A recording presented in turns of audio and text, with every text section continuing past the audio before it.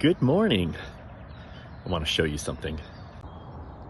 That is my neighbor's flying pink pig. Very important. There is a spot on Topanga Canyon where there's the flying pink pig.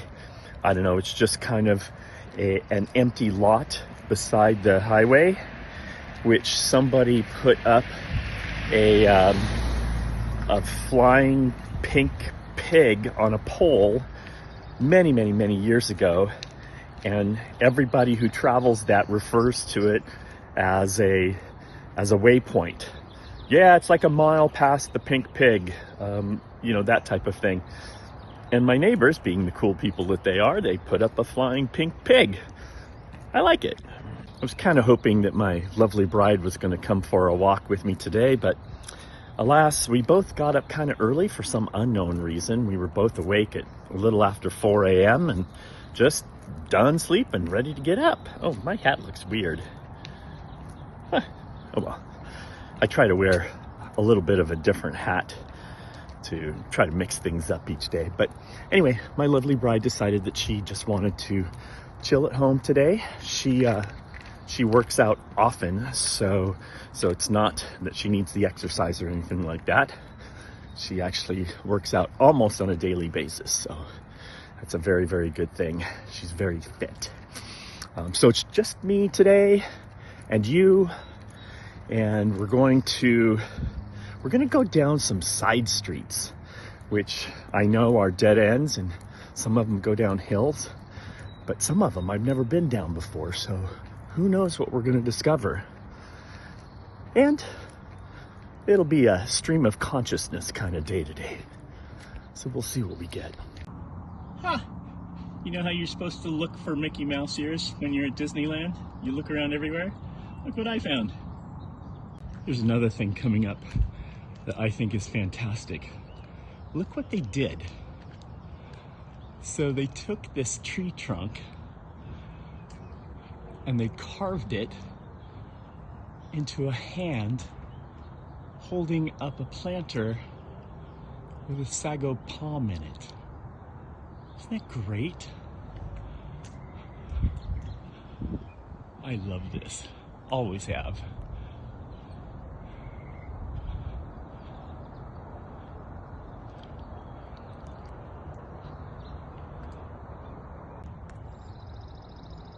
My buddy Alex really likes this. I just looked it up.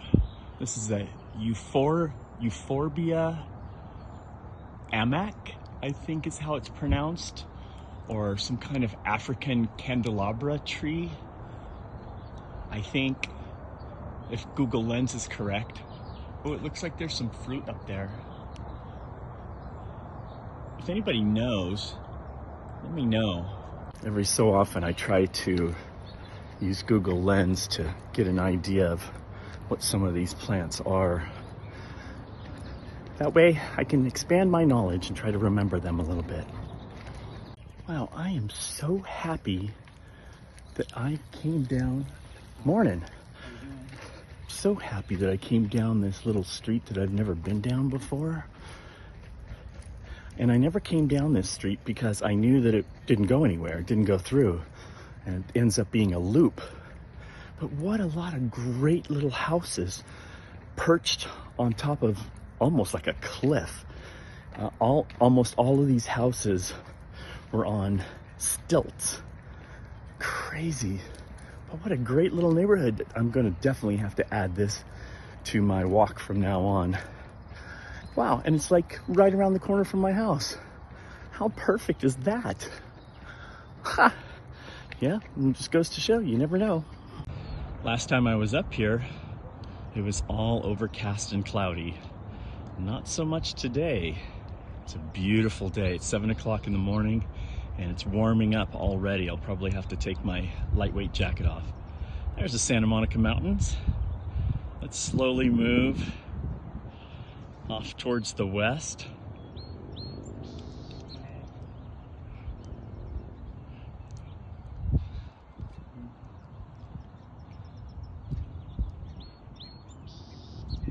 Calabasas Highlands off in the distance.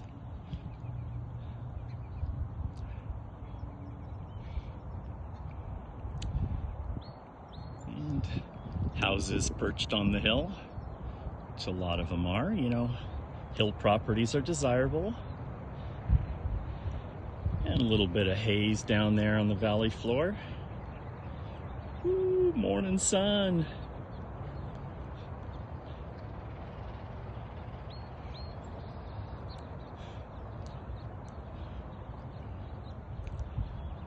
And we've come full circle. It's a nice smile on your face when you can come and take a look at a great view like this. It's a beautiful morning. I love getting out in the sunshine. A lot to be said for that. Gosh, I wish my lovely bride would come with me this morning, but it wasn't to be. Maybe next time, maybe next time. Here's something that we can talk about. This is Datura. It grows wild everywhere around here. See all the white flowers? Datura can be extremely poisonous. And it has mind-altering hallucinogenic capabilities, and it's actually, I guess, some compounds from it are used by the medical community to treat some mental illness. Native Americans used to use it as a painkiller and as a narcotic. It's illegal to cultivate these in most states. But here, it just grows wild. Don't eat it. Remember I showed the apartment complex that was being built that I theorized would be blocking people's views? Here's a view from it from way on top of the hill. Look at the size of that thing. Just sticks up like a sore thumb. It is not appropriate for this neighborhood. I did not vote for it. See this shirt I'm wearing? Savannah, Georgia. So here's a little story behind it. Back in 2010, my son and I, at the time he was 16 years old, we decided to go on a road trip around the United States. Kind of an open-ended road trip too. We took a great big Rand McNally map, and the goal was to drive the speed limit and stay off of the interstates as much as possible. And I really wanted to go all the way to Key West, Florida, then all the way up to Montreal, and all the way across to like Yellowstone, and then back again. And it was a time in my life when it was a time of introspection. Is that a word? I was looking into myself and needed some time to think, and I figured it would create some great memories to take my son on a road trip. Well, we took off and we followed Route 66 for a long ways, and we went across the United States to the Ozarks, and then worked our way south down into New Orleans, and then followed the coastline all the way down to Key West, Florida. And then we drove from Key West up to New York. We didn't make it to Montreal. And then from New York all the way across the top of the United States to Yellowstone, and then worked our way south from there. It took 5 weeks, and we were car camping the whole way. So we had a tent, and we had everything loaded into the back of our Toyota Highlander. Probably a high point of my life. And luckily it kind of gave me a new perspective. And not only was it a high point, but I think it changed my life too a little bit. It's something that I can look back on and think about with a positive spin. Well, anyway, this shirt I got in Savannah, Georgia, which was one of the high points of our trip. We were in Florida. We were We were originally going to go to South Beach in Miami for 4th of July, but all of Florida was just hammered by storms. And we're camping in a tent, mind you. And so we were in Key West in a rare motel room. And oh, the palm trees were sideways at night, thunder and lightning, pouring sheets of rain. It was horrible. And I said to my son, I said, hey, you know what? Let's get the hell out of here. So we made a plan. I looked to see where the weather system stopped, and it was basically at the Georgia-Florida line. So we thought, okay, let's make a beeline north and see if we can make it to Savannah, Georgia by 4th of July. And took us a day and a half. And I tell you what, almost exactly as we crossed the border into Georgia, the sun came out, and we went into a great little state park and set up our tent and unrolled the sleeping bags and let it all dry out. And it was 4th of July. And so we looked on Google to see where they were doing fireworks displays, and we followed the map, and it took us down to the river in Savannah, Georgia. And it was probably one of the most beautiful fireworks displays I'd ever seen. Thousands and thousands of people lined the riverbank. There was a beautiful sunset, and they shot off the fireworks, and everybody cheered, and everybody was getting along, and God, it was stunning, and I'll never forget that the rest of my life. That was kind of a turning point, I believe, and I loved Savannah so much, everything about it. So I got a shirt, and this is the shirt. And over the years, it's gotten a little worn out and a little faded. And for a while, I wasn't wearing it because my belly was a little big. But now, considering I'm doing all this walking, I've lost quite a bit. Oh, look at this squirrel! No, wait. Is that just the best? I love that. Anyway, sorry, squirrel. Anyway, all the weight that I've lost from doing all the walking, now I can wear the shirt. So it's kind of nice. Hi, little bunny. What you doing? Oh, you just chowing down on a little breakfast. Hope I don't scare you too much. I'll walk slow. Oh, sorry. Oh, I'm not gonna hurt you, don't worry. I found a new mode on my phone. I'm not sure I like it. It's called the cinematic. Does it look any different? I don't know. It looks like I'm kind of jumping up and down a little bit as I'm walking. We'll have to look at this and see if it's worth using. This is the regular video mode. I don't know. There's those houses that I just walked by that were right by the viewpoint that I was just at. See how they sit up on the hill like that? Oh man, earthquakes must be so scary. Just saw a guy come out of his house. He was obviously going to work. He had his little water jug with him, and he was wearing shorts and a t-shirt. And now granted, he may have been going to like a warehouse job or something like that, but I just got to thinking, you remember back in the day when, you know, you'd go into a nice retail store and the men would wear suits and the women would wear appropriate business casual clothes, whether it be a dress or a pantsuit or something like that. And you could always delineate who was staff and who wasn't. Same thing with a bank, though. Who's been to a bank recently? You know, you used to go into a bank and you know, all the tellers, the men wore ties and suit jackets. Not always suit jackets, but definitely ties. And the women always were dressed up nicely. Those days are long gone. You know, sometimes you walk in someplace, even like a very high-end retail store.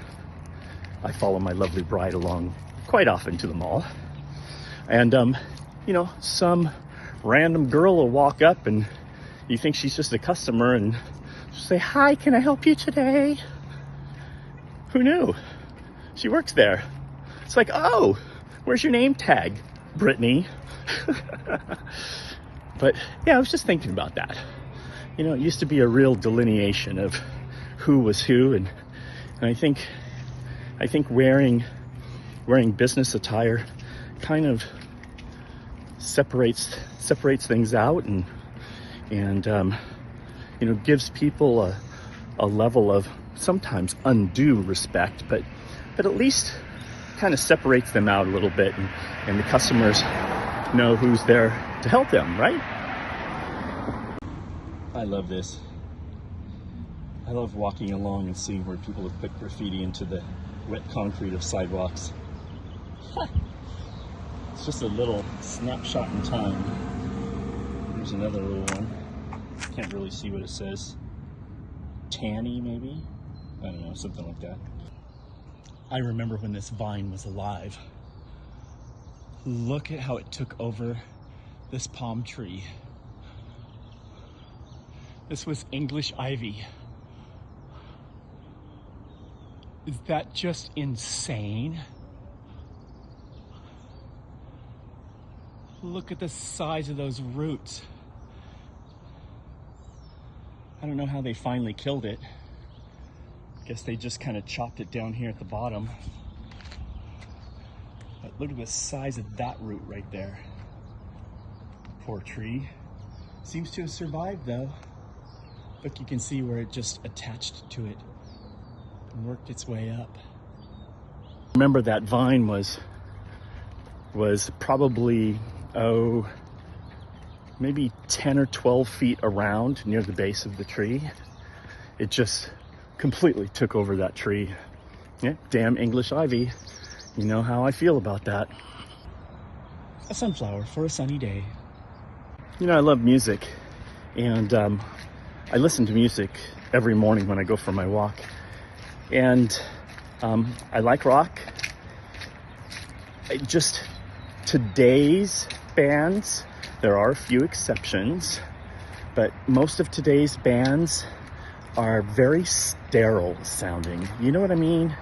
And I think it has to do with a lot of the digital processing and a lot of the quantization that they do with the drums and the beat.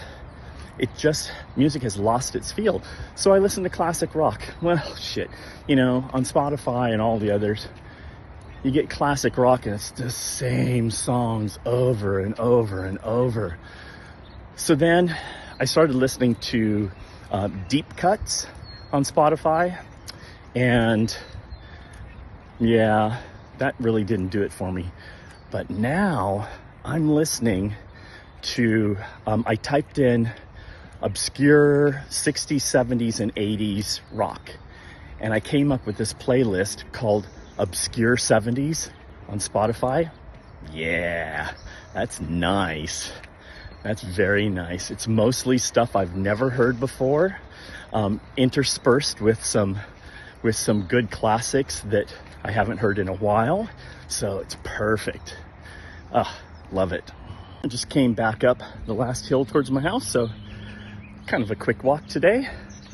Everyone be good humans, okay? Have a great day.